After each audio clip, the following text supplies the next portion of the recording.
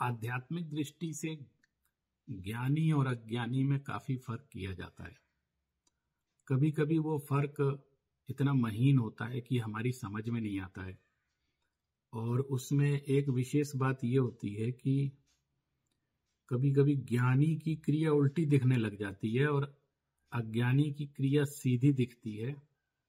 तो हमें एक समस्या ये होती है कि हम ज्ञानी की क्रिया को सही माने या अज्ञानी की क्रिया को सही माने। जैसे एक अज्ञानी जीव है, वो बहुत अच्छे काम कर रहा है लेकिन है अज्ञानी, और एक ज्ञानी जीव है, वो हो सकता है उतने अच्छे काम ना कर रहा हो लेकिन ज्ञानी है। तो इस दृष्टि से जब तक हम इसको गहराई से विचार नहीं करेंगे तब तक हम उसके अंतर को नहीं समझ पाएंगे। जैसे साधु ज्ञानी होते हैं, मुनिराज ज्ञानी होते हैं, और गृहस्थों में कोई अज्ञानी है, गृहस्थों में भी ज्ञानी होते हैं, सम्यक दृष्टि होते हैं, लेकिन मिथ्या दृष्टि है कोई। अब हमको लगता है कि ये काम मुनिराज को नहीं करना चाहिए, या मुनिराज ऐसा क्यों कह रहे हैं, ऐसा क्यों सोच रहे हैं। जो सामान्य मनुष्यों की क्रियाएं हैं वो भी मुनिराजों में घटित होती हैं, तो भी हमें आश्चर्य होता है। हमें लगता है वो भगवान जैसी क्रिया होनी चाहिए उनकी, जबकि वो तो एक सामान्य मनुष्य तो है ही। साथ में संयम, व्रत इत्यादि उन्होंने धारण किए हैं, और वैसा साधु का वेश भी धारण किया है। इसके बाद भी वो मनुष्य तो है ही ना, और जैसा मनुष्य की सामान्य क्रियाएं होती हैं वो भी उनके जीवन में रहेंगी, वैसा ही प्रतिपादन भी होगा, सोच भी होगी। वो असर कहाँ चला जाएगा। लेकिन कभी कभी हम इतने कल्पनाशील हो जाते हैं और जो आदर्श की बातें हम पढ़ते हैं वो सारी की सारी हम उनमें घटित होते देखना चाहते हैं, और बिना ये विचार किए कि एक सामान्य मनुष्य की दृष्टि से देखें तो एक मनुष्य ही कुछ विशेष उपलब्धियों के साथ आगे बढ़ गया है, लेकिन वो अभी भगवान नहीं हुआ है। फिर भी भगवत्ता जैसी सारी चीजें हम उनमें देखना चाहते हैं, और कभी कभी क्या प्रायः उतनी बड़ी चीज हमको वैसी दिखाई नहीं देती। तो हमें ये लगने लगता है कि ये साधु ठीक नहीं है और इनका ये कथन ठीक नहीं है। जो सामान्य कथन होते हैं उनको भी हमें लगता है कि ठीक नहीं। जैसे हम लोग ये सोचते हैं कि वो बोलें तो सिर्फ आत्मा के बारे में बोलें, वो सोचें तो सिर्फ आत्मा के बारे में सोचें, वो हर क्रिया में आत्मा आत्मा करें, तो उनका व्यवहार सही होगा। और अगर इसके अलावा वो कुछ बोलते हैं, कहते हैं, आज्ञा देते हैं तो वो गलत है। मतलब वो अपने पद के अनुसार काम नहीं कर रहे, यानी उनका व्यवहार वैसा नहीं है जैसा साधु का होना चाहिए। तो हम एक सुप्रीम कल्पना जब किन्हीं एक सामान्य मनुष्य के सिर पर डाल देते हैं और उनमें वैसी कल्पना करने लगते हैं, और जब वो वैसे नहीं मिलते हैं तो हमें सब लोग एक जैसे दिखाई देने लगते हैं। और युगल जी ने एक बहुत अच्छी पंक्ति लिखी है कि गुण ग्रहण का भाव रहे नित, दृष्टि न दोषों पर जावे। अब आप एक चीज देखो, आप दोष देखना शुरू करो तो संसार में कुछ भी ऐसा नहीं है जिसमें दोष नहीं हो। अब सिर्फ आपते नो छिन्न दोषेण, सिर्फ आप ही आपको निर्दोष दिखलाई देंगे। दोष तो इनके अलावा सबके ही अंदर है, किसी में कम है, किसी में ज्यादा है। और आप सिर्फ दोष देखेंगे तो गुण का दर्शन कभी कर ही नहीं पाए, और गुण को ग्रहण भी नहीं कर पाए। और दोष देखेंगे और दिखाते रहेंगे तो कोई समाधान ही नहीं मिलना है उसका।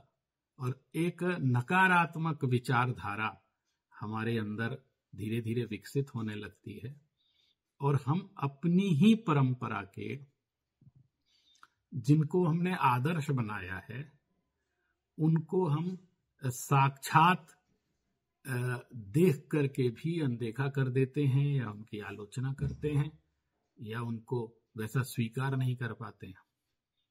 और कभी कभी मुझे ये भी लगता है कि जैसे हम आचार्य कुंद कुंद के जीवन की कल्पना करते हैं उनके साहित्य को पढ़कर, तो हम सोचते हैं इन्होंने इतना अच्छा लिखा तो ऐसे ही रहे होंगे, ऐसे ही सोचते होंगे।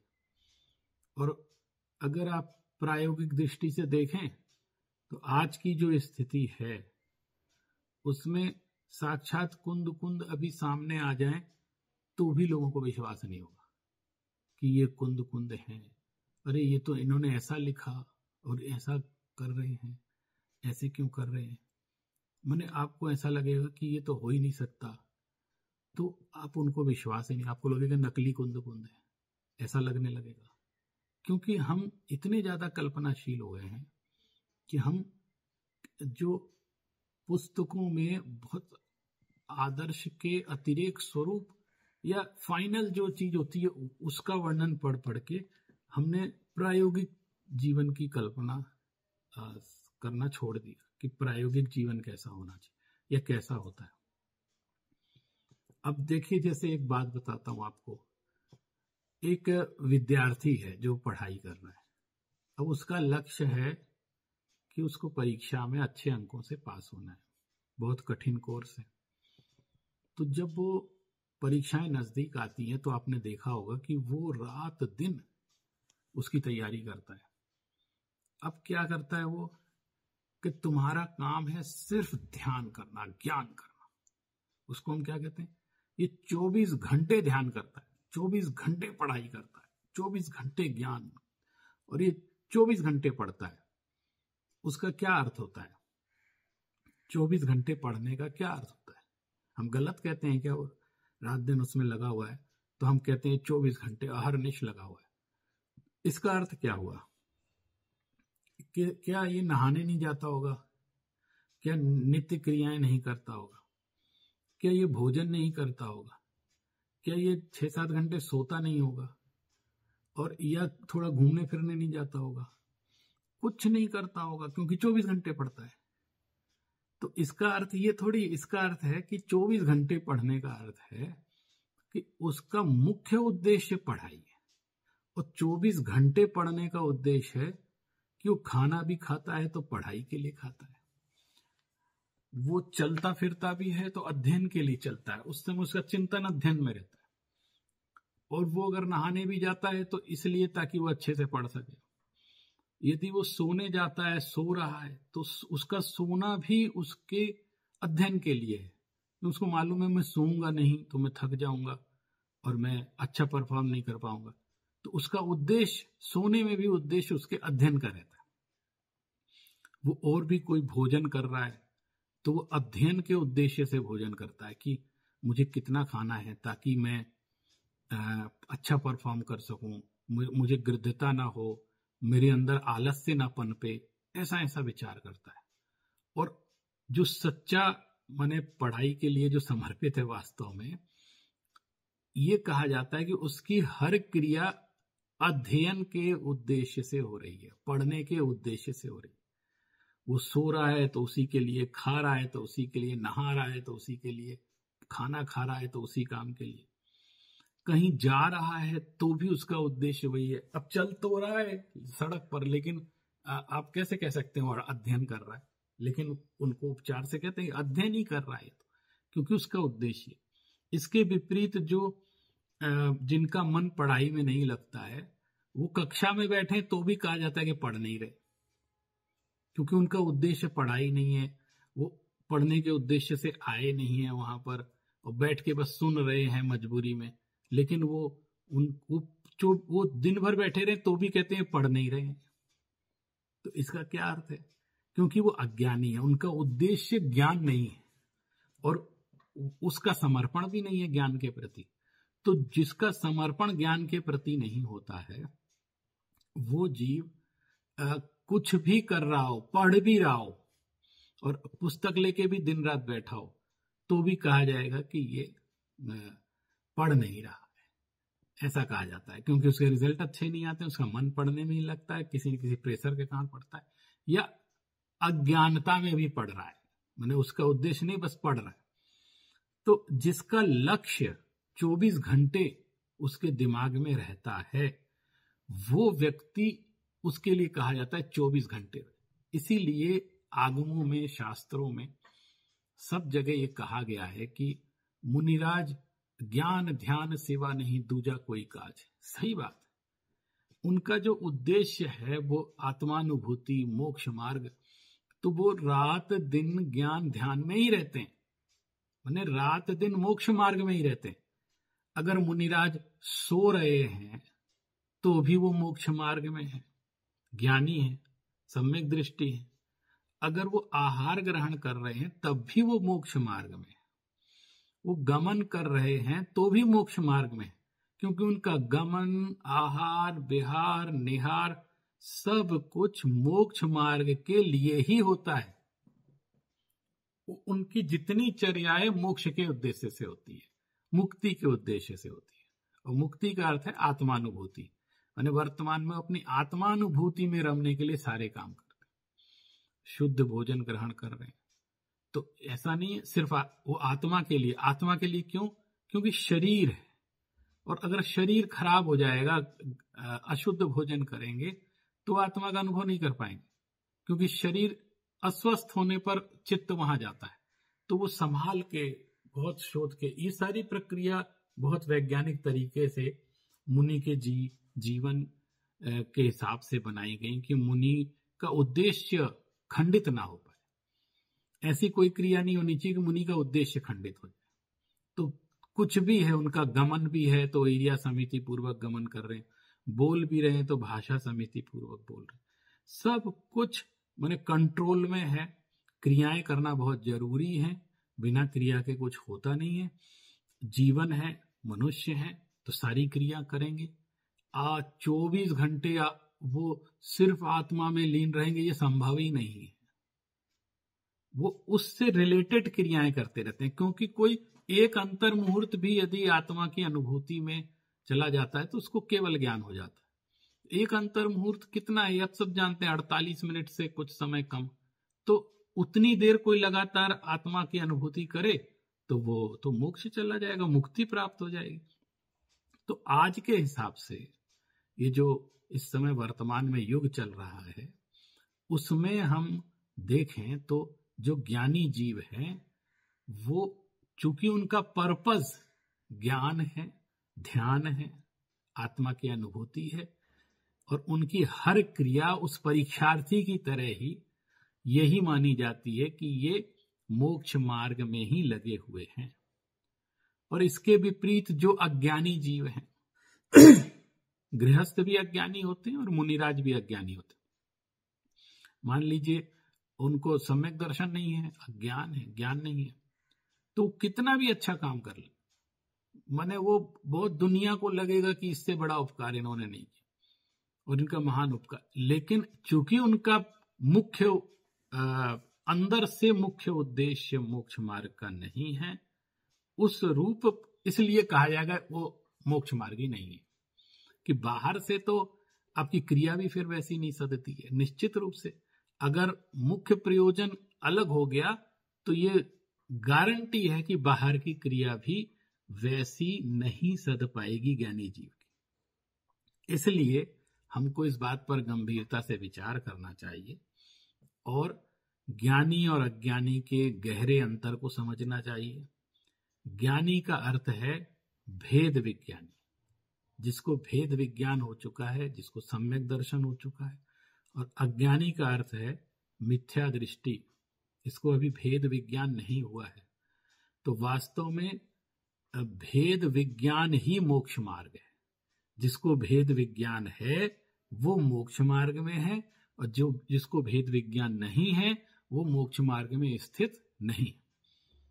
मान लीजिए भेद विज्ञान नहीं है अभी, लेकिन तैयारी में है, मोक्ष मार्ग की तरफ है, उन्मुख है, उस तरफ लगा हुआ है, तो भी वो उपचार से मोक्ष मार्ग ही कहलाएगा, क्योंकि उस द्रव्य रूप से सारी क्रियाएं वो मोक्ष मार्ग से संबंधित ही कर रहा है। तो उपचार से तो वो मोक्ष मार्ग में ही स्थित है। लेकिन अगर वो अज्ञानी है, मिथ्या दृष्टि है, उसका प्रयोजन भी वो नहीं है और बाहर की क्रिया में सिर्फ दिखा रहा है, तो चाहे वो क्रिया कितनी भी अच्छी कर रहा हो और कितना भी बाहर से वो संतुष्ट हो, तो उसका अज्ञानी माना जाएगा कि आप भेद विज्ञान के अभाव में इतने संतुष्ट हैं, इतने खुश हैं कि मेरा तो सारा काम हो रहा है, पूरी दुनिया मुझे पूजा कर रही है, मेरी मेरी चारों तरफ जय जयकार हो रही है, मेरे यूट्यूब पे बहुत व्यूज हैं और अखबारों में नाम आ रहा है और सब तरफ मेरी चर्चा है, लोग मुझे मान रहे हैं, मेरे सामने भक्तों की भीड़ लगी है, इसमें मस्त है। तो वो मस्त है, तो वो किसी और का अहित नहीं कर रहे हैं, वो अपना ही अहित कर रहे हैं, क्योंकि वो जिस पद को उन्होंने अंगीकार किया है उस पद के अनुकूल उनका मुख्य प्रयोजन उनसे दूर होता जा रहा है और उस तरफ उनका ध्यान ही नहीं है। मान लीजिए ऐसा है, तो अब उनका मूल प्रयोजन में ध्यान है कि नहीं है, ये तो वो खुद डिसाइड करेंगे ना, ये हम आप डिसाइड नहीं कर सकते, हम कर ही नहीं सकते, अंदर की जो उनकी परिणति है उसको हम डिसाइड ही नहीं कर सकते। तो हम आप क्या कर सकते हैं, हम आप सिर्फ ये कर सकते हैं कि जो मोक्ष मार्ग का स्वरूप है और मोक्ष मार्ग पे संलग्न रहने के कारण उन्होंने जो रूप धारण किया है, हमारा श्रद्धान उस रूप पर है। इसलिए हम मुनि राजों की भक्ति में भजन गाते हैं, उनको अपना आदर्श मानते हैं, उनको प्रणाम करते हैं, उनको नमोस्तु करते हैं, और इसलिए करते हैं कि हम भी इस तरह एक दिन मोक्ष मार्ग पर चलें, ऐसी भावना भाते हैं, इसलिए हम उनको नमोस्तु करते हैं।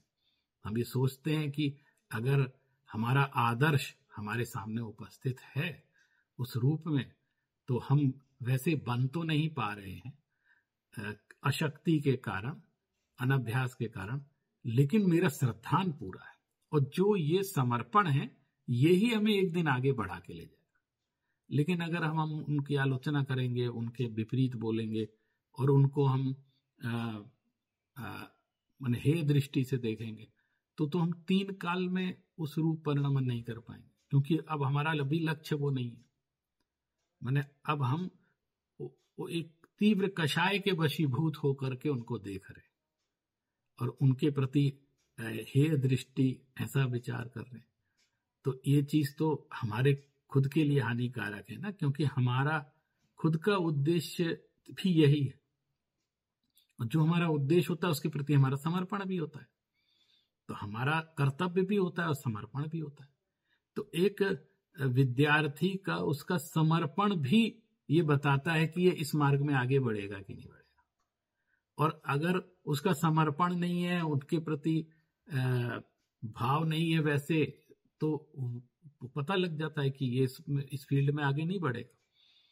तो हमको उनको देख करके मन में उल्लास आए, आनंद आए, तो ऐसा भाव कि भाई देखो आज के समय में, इस पंचम काल में, ऐसे विषम काल में एक व्यक्ति इतनी हिम्मत कर रहा है, और हम देखिए आज हमारे पास सारे संसाधन मौजूद हैं, लेकिन फिर भी हम रिस्क नहीं ले पाते किसी चीज की। हमको ये भय हमेशा सताता रहता है कि कल को क्या होगा, हमारी आजीविका सुरक्षित रहेगी कि नहीं, हमारा व्यापार सुरक्षित रहेगा कि नहीं, तो हम उसके लिए संग्रह करते हैं ताकि भविष्य खराब ना हो, भविष्य में ऐसा ना हो को रोटियों के लाले पड़ जाए, तो हम कितनी व्यवस्थाएं करके चलते हैं। और मान लीजिए एक युवक या कोई पुरुष मनुष्य इस समय दीक्षा का भाव रख रहा है ऐसे समय में, और वो ये बिना ये सोचे कि मेरा क्या होगा आगे, आप ये कल्पना करो, वो कह रहा नहीं, मैं जो होगा देखा जाएगा, मैं तो अपनी आत्मा के कल्याण के लिए मुनि वेश धारण कर रहा हूं और मुझे इसी मार्ग पर चलना है, संयम पूर्वक रहना है, आहार मिलेगा कि नहीं मिलेगा, जीवन चलेगा कि नहीं चलेगा, इस चीज की कोई चिंता नहीं उसको। तो इतनी, अब अगर आज के युग से देखें तो कितना बड़ा रिस्क फैक्टर है, लेकिन वो इतने भाव कर रहा है, आगे बढ़ रहा है, और हम उसके लिए ताली भी नहीं बजा सकते, हम उसकी अनुमोदना भी नहीं कर सकते। हम खुद तो नहीं कर पा रहे, लेकिन कोई कर रहा है तो उसकी अनुमोदना करने में हमें कष्ट हो रहा है। तो हमको ये विचार करना चाहिए कि आखिर ये हम किस दिशा में जा रहे हैं? क्या एक दोष दर्शन ही मात्र एक उद्देश्य रह गया है? और कभी कभी ये दोष दर्शन इतना अतिरेक कि हम साइकोलॉजिकली डिसऑर्डर में चले जाते हैं, माने हमें नफरत का बाजार दिमाग में भर जाता है, और सबके ही मन में भरा है। उनके मन में हमारे प्रति भर रहा है, हमारे मन में उनके प्रति भर रहा है। तो ये जो कषाय जन्य निर्णय है हमारे, ये इससे हमारी क्या परिणति होगी, कभी हमको शांति से इस बारे में विचार करना चाहिए। और ये भी विचार करना चाहिए कि जिस श्रमण संस्कृति के हम संवाहक हैं, जिस मुनिराजों की परंपरा के हम दृढ़ अनुयायी हैं, क्या इस तरह की प्रवृत्ति से सामाजिक रूप से भी, राष्ट्रीय स्तर पर भी, क्या हम अपनी श्रमण संस्कृति को बहुत सुरक्षित रूप से आगे ले जा पाएंगे? हमारा उसमें क्या कंट्रीब्यूशन रहेगा? मतलब हम अपनी दृष्टि से देखें तो हम क्या कर रहे हैं उसके लिए? हम सिवाय वातावरण खराब करने के करते क्या है? हमको थोड़ा सा सकारात्मक चिंतन भी रखना चाहिए। और मेरा तो विचार है कि हम सभी को, चाहे वो किसी भी पंथ के हों, किसी भी पक्ष के हों, उनको एक सकारात्मक दृष्टिकोण हर एक के प्रति और सहिष्णुतावादी दृष्टिकोण रखना ही पड़ेगा, अगर वर्तमान समय में हमको जीवित रहना है, अपने संस्कृति को आगे बढ़ाना है। आप देखिए, हमारी संस्कृति के विरोधी भी कम नहीं है। कैसे कैसे आक्रमण हो जाते हैं, और पूरा जगत, आप ये समझें, जगत तो इसी प्रतीक्षा में कि आप कब खत्म हो जाए, और कोशिश में भी है। और उसमें हम इस तरह के जो मन मुटाव रखते हैं, तो वो और घी का काम करता है। तो हमको कहीं ना कहीं तो सावधान होना पड़ेगा। इस दृष्टि से हम, सामाजिक दृष्टि से भी हमको इस विषय पे गंभीरता से विचार करना चाहिए।